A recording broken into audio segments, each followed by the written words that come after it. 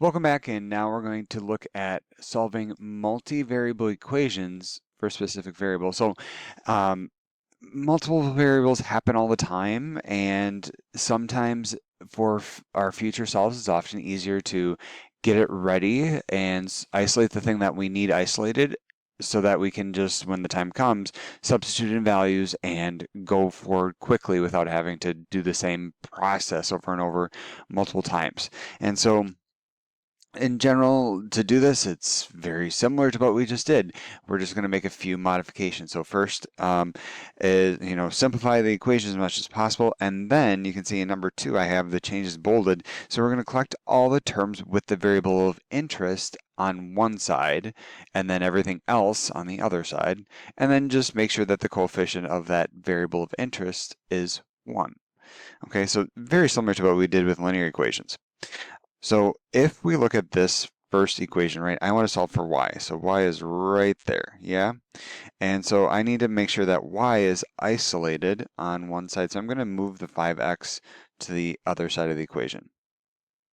Okay, maybe I'll zoom in just a smidge more.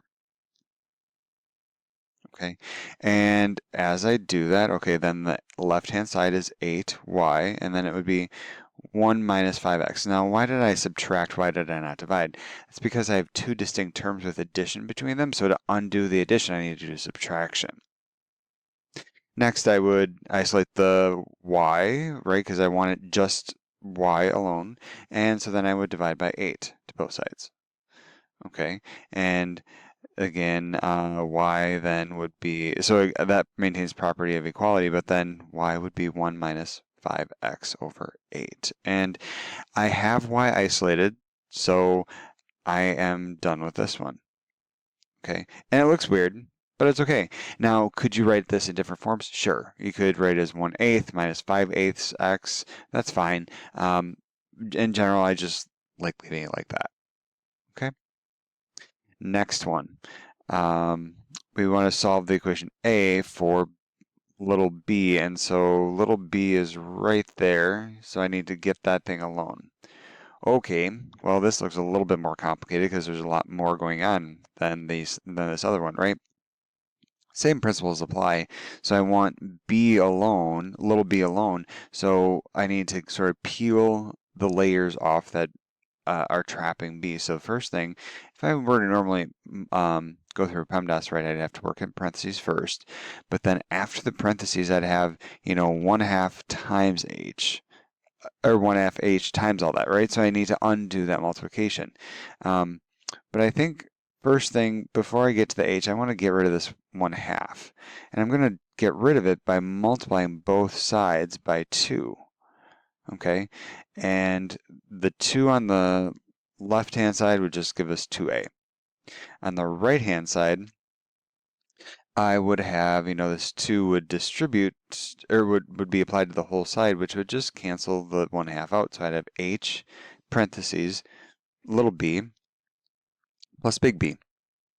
Okay, and then I want to move the h away, right? I'm trying to peel off those layers, so undo multiplication by division.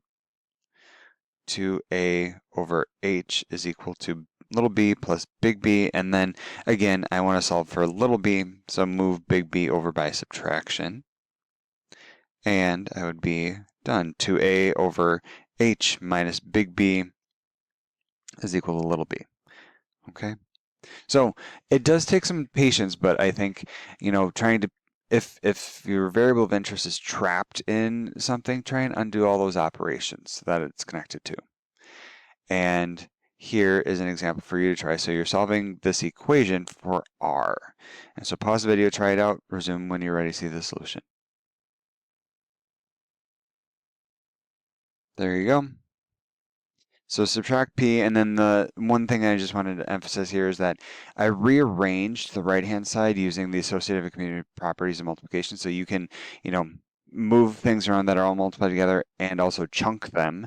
And so I chunked the p and the t so that I could get r alone, which is what I wanted to do.